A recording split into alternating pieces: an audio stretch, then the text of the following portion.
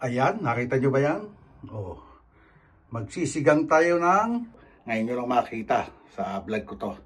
At ito ang gagawin natin mga kapatid. Ayan na siya mga kapatid. Oh, di ba?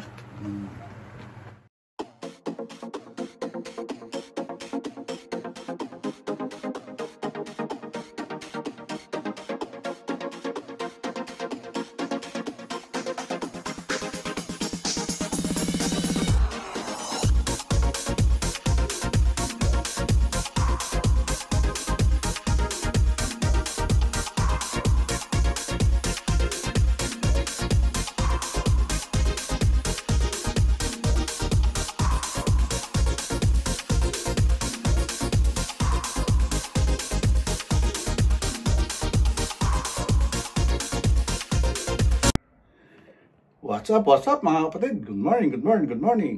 Ito, panibagong araw, panibagong vlog po tayo. Kaya, dahil para may kahit papano, may pang-upload tayo. Ito, marami na naman magagalit ng mga basher ko rito kasi sasabihin lang, paulit-ulit na naman. Pero ito, ngayon nyo lang makikita sa vlog ko to. At ito ang gagawin natin mga kapatid. Ayan, nakita nyo ba yan? Oh, magsisigang tayo ng salmon head. Yan.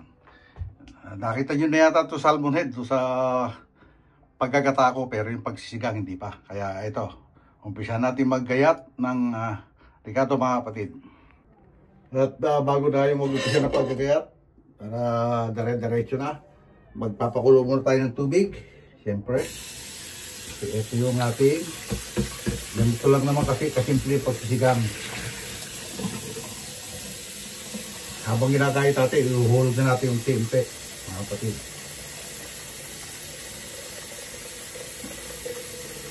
Okay.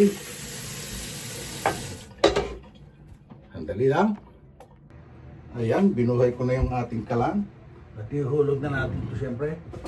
Yung mga ingredients niya.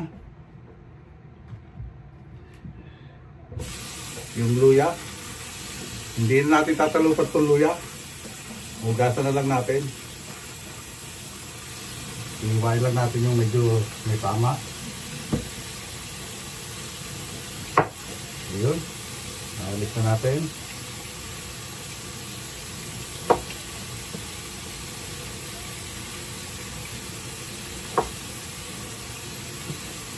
Ayun, kasulit.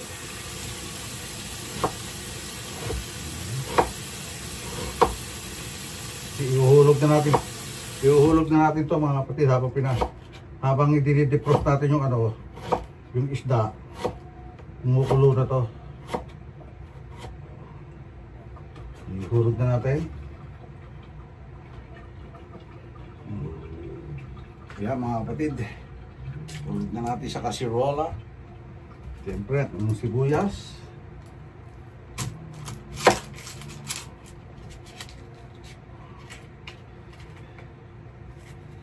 Lutong probinsya. Ang gagawin natin ngayon, lutong probinsya. Diba?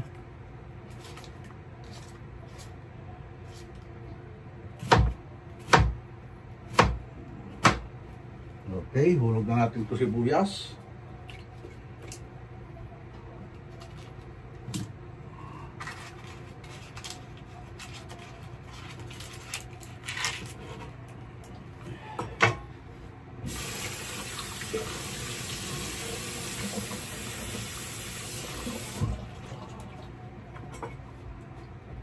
Kaya natin na rin natin itong kamatis kasi ihuhulog na rin natin yan.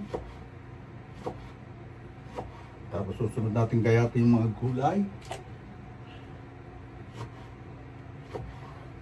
Sinigang sa sampalok.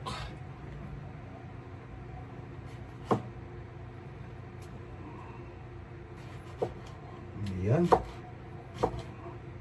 Ito yung mga mabilis ang luto sa bukid.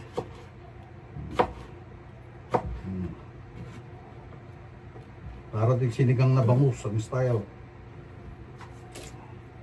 And then after that, tayo ng ating sibuyat. Habang inaantay natin sa kumulo at sibuyas. Itong talong siyempre.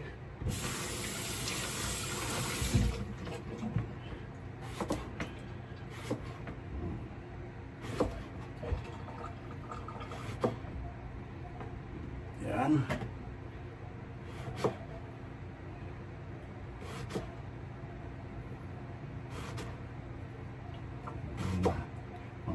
Ihuhulog yan eh.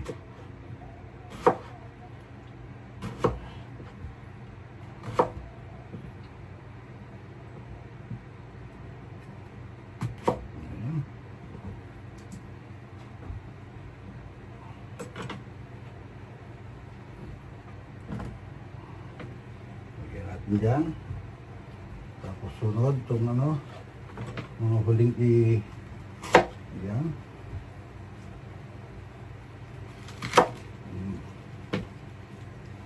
Lagay dyan, sasalaan.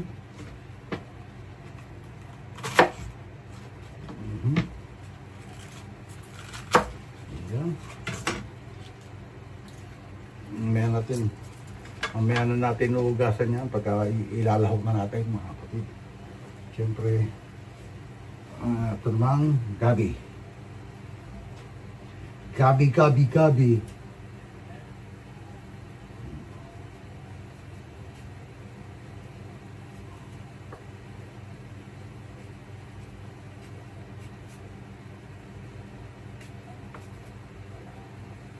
Yan, Gabi.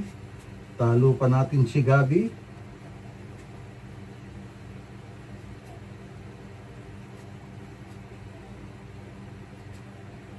Diba dapat ang Gabi madilim? Bakit ito maputi?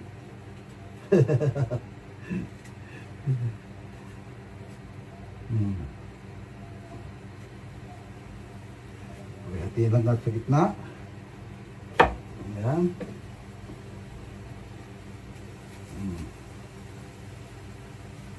Ayan, nasirit na yung ating ano, yung ating pinakukulo. Pagkulo-kulo ng konti niya, lalagyan natin ng asin, paminta, siyempre.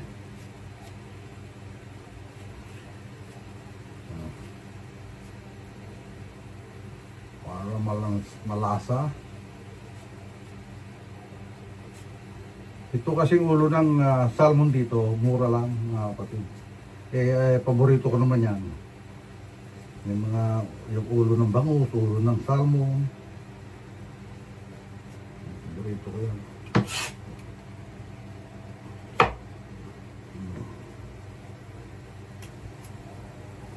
Ayan.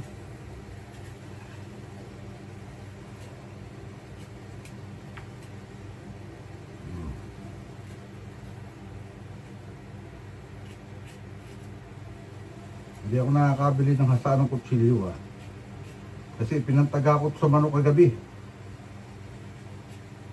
Ngayon nakikita nyo yun mga kapatid, i-vlog ko rin uli yun yung pag luluto natin ng manok na tinatag ko.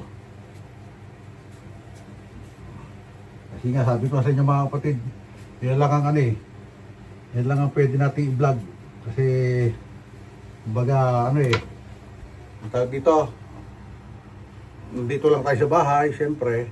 Kaya, ganyan lang ang ating mga vlog.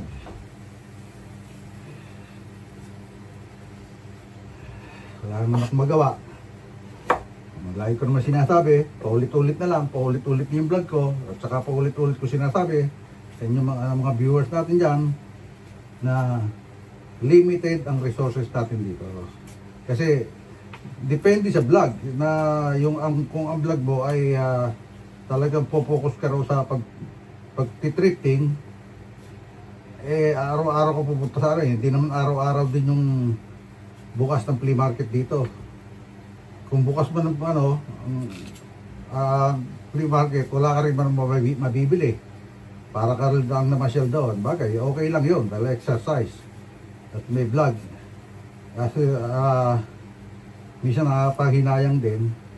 Kasi nga, yung purpose mo roon ay makabili ng mga vintage. Ang nangyayari, nasasayang lang yung lakad. saka ano, magiging saysay ng vlog natin pag-trip market, pag-flea market kung wala naman yung kumbaga walang laman dahil parang naman siya lang, di ba? Okay. Sandali lang mga kapatid ko, wala ako ng asin, paminta at lalagyan natin itong itong ating pinakukulong sabaw. Ang ilalagay nga natin ngayon ay rock salt kasi mas malasag itong rock salt kaysa sa iodized. Lalagyan pa rin natin ng patis yan mamaya para mas malasa siya. Kasi palasa lang muna.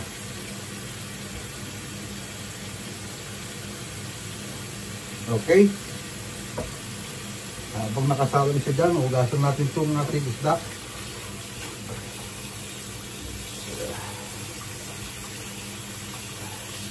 Nahugasan na to kaso matigas siya.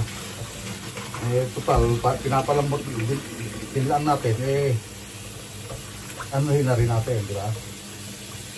Ayan mga kapatid, yung ating ulo na salmon. Ilang piraso lang to. Ano kasi ito I think 4 na piraso malalaki. Sinati ko sa 2 luto. Balak ko kasi kataan yung isa. Okay, ayan. Nangyari ulit mga kapatid, takluban muna natin para kubulusan ng todo. Ayan mga kapatid, nakasalag na. Ngayon tatakluban na natin para kumulo na siya. Mabilis lang to, itong ating gagawin to. Diba? Yan, okay. Yan na ulit mga kapatid. Okay mga kapatid, ayan, nakulo na. Ihulog muna natin yung ating gabi. Gabi. Ang alam ko sa gabi, maitim. Bakit itim na puti? Sabi nga, dark night pero ito maputi ito.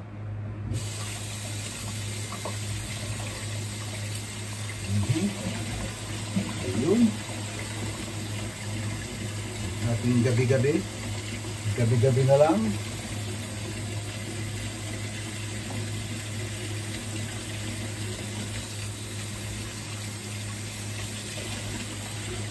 Ayun. Okay. Mamaya natin isunod yung isda pagka labog na yung gabi. Okay mga kapatid. Okay mga kapatid, ihulog na natin yung ating isda.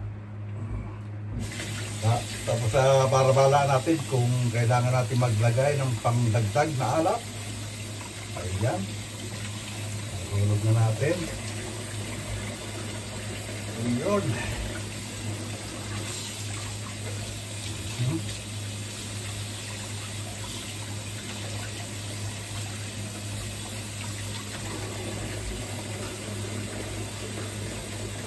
Yun. 4 na piraso, tamang-tama lang sa amin ni nanay ito. Alam niyo ba mga kapatid, kaya mahilig akong magluto. Mahina ako sa kanin, malakas ako sa ulam. Yun. Kaya mahilig akong magluto. Ayan. Tapos, okay, ilubog muna natin. Silubog ng ayos.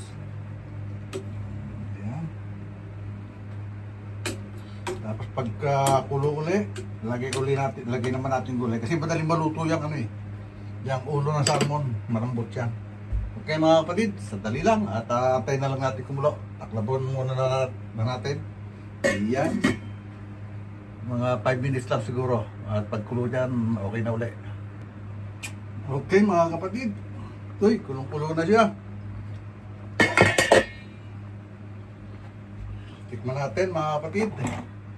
Kung kailangan lagyan pa natin ng paalat.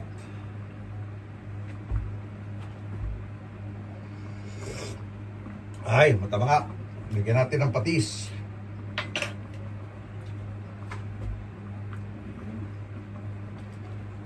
Yun, oh.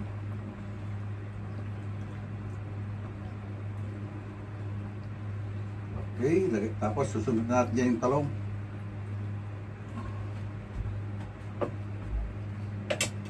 Iulog na natin yung talong. Igasan muna natin.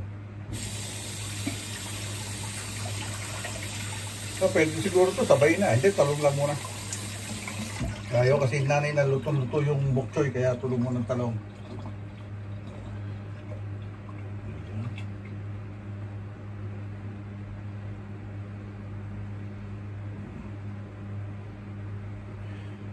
Ako naman, gusto ko naman luto yung bok choy, yung pechay.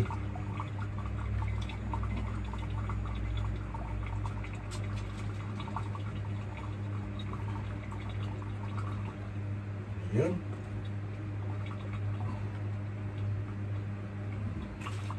Ayan pa. Talong. Okay, ayan.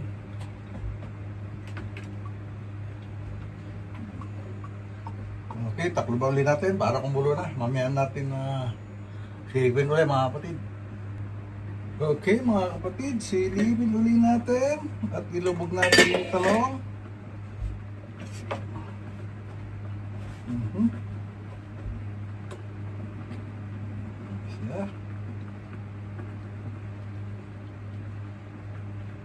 Ngayon, pwede natin ilagay ang ating bok choy. Siyempre, sama natin ng sili. Lagyan natin ng dalawang sili. Ayun, dalawang sili. At ang ating bok choy. Teka.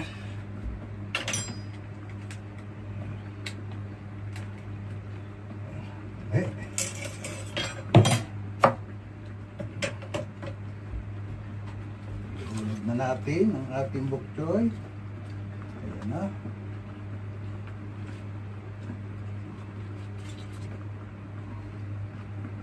Kasama na rin natin yung ating paasim, sabay-sabay na. Ayan na, ito yung madaling lutuing ulam, lutong probinsya. Ayan. Okay, ibug lang natin siya ng konti.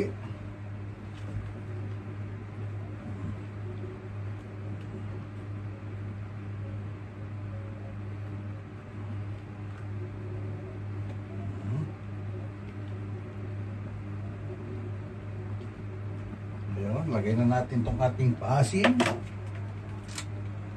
That's it. Almost done.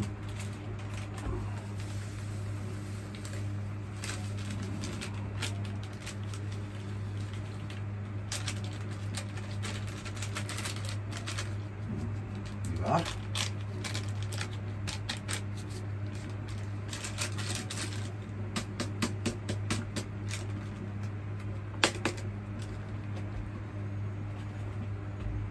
Okay.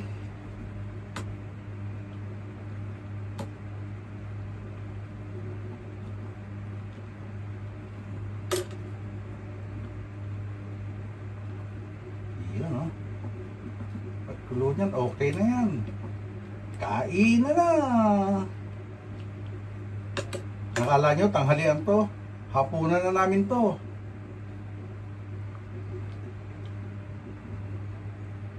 Yan. Okay?